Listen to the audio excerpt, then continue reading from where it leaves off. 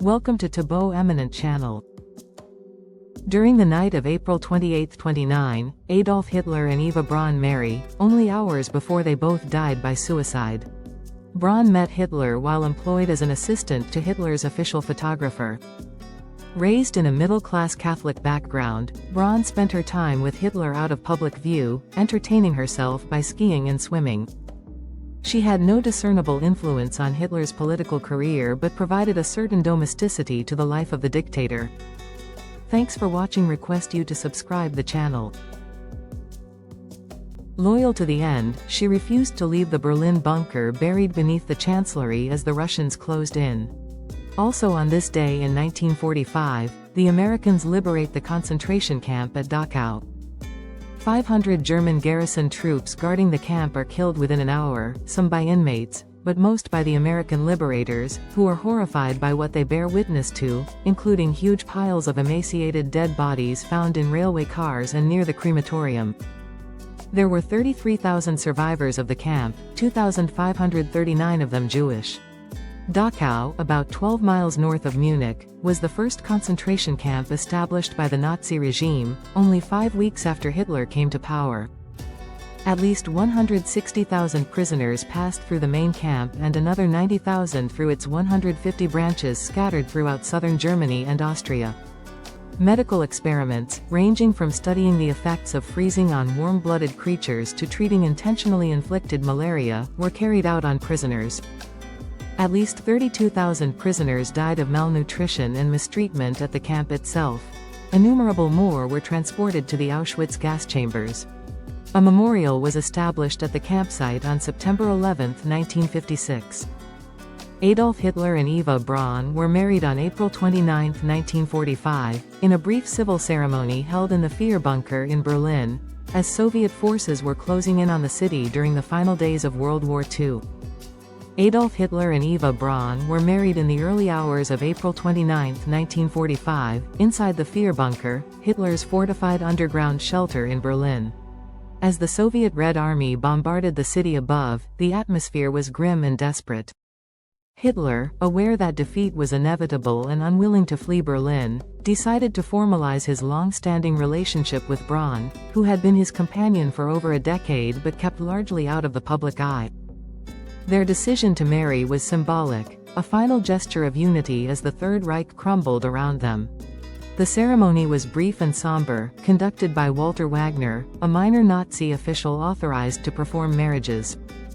It was witnessed by a few of Hitler's closest confidants, including Joseph Goebbels and Martin Bormann. Eva Braun wore a dark dress, and Hitler donned his military uniform.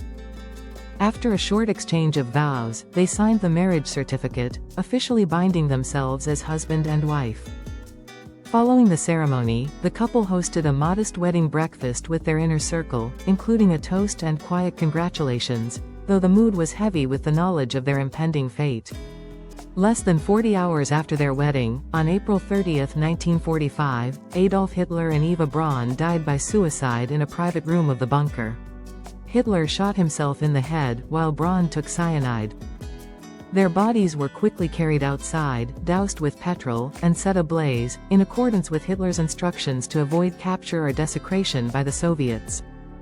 Their brief marriage became a grim historical footnote, marking the end of Hitler's life and the symbolic collapse of Nazi Germany. In the final days of April 1945, as Allied forces closed in on Berlin from all sides, the once mighty Nazi regime was crumbling. Deep underground in the Führerbunker, Adolf Hitler secluded himself with a handful of loyal followers. Among them was Eva Braun, his longtime companion who had chosen to remain by his side despite the obvious dangers. She had joined him in the bunker earlier in the month, refusing multiple opportunities to escape. Though their relationship had been kept largely out of the public eye for years, Eva's loyalty was unwavering. In what would become one of the most infamous final acts of the war, Hitler decided to marry her, fulfilling a long unrealized promise. The marriage took place just after midnight on April 29, 1945, as Soviet artillery shells rattled the bunker walls. The ceremony was a quiet civil event held in a small sitting room. Despite the chaos above, there was an air of formality. Eva Braun, who had lived much of her life in Hitler's shadow, was now, officially, Eva Hitler. After the ceremony, the couple hosted a modest celebration. Champagne was shared, and a few close aides offered toasts. But even as they marked this strange union, everyone in the bunker knew the end was imminent. Outside, Berlin was burning. Inside, despair and inevitability loomed. In the hours that followed, Hitler finalized his last political testament, dictating his will and naming Admiral Karl Donitz as his successor. He refused to flee the city, insisting that death was preferable to surrender. Eva Braun, though not politically involved, made no attempt to save herself. On April 30th, just one day after their marriage, Hitler and Braun retreated to his private quarters. There, they ended their lives, Hitler by shooting himself in the temple, and Braun by swallowing cyanide. Their bodies were found by staff, swiftly wrapped in blankets, carried outside, and burned in the garden above the bunker. The flames flickering in the ruined Reich Chancellery garden were not just a cremation, they were the symbolic end of the Third Reich. After the deaths of Adolf Hitler and Eva Braun on April 30, 1945, a heavy silence fell over the Führerbunker. Those left behind, among them Joseph Goebbels, his wife Magda, and other top Nazi officials, were left to grapple with the reality that the regime they had devoted their lives to was finished. Hitler's body, along with Braun's, had been burned just as he had ordered, but the Soviet troops were mere blocks away. The people in the bunker knew that capture was only a matter of time.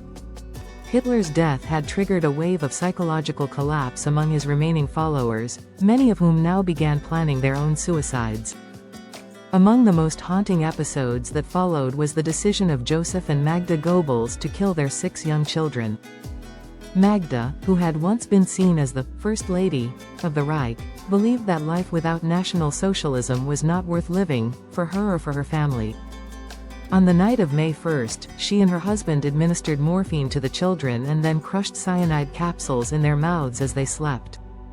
Shortly after, the Goebbels couple went to the garden, where Joseph shot Magda and then himself. Their bodies were also partially burned, though not to the extent that Hitler's had been.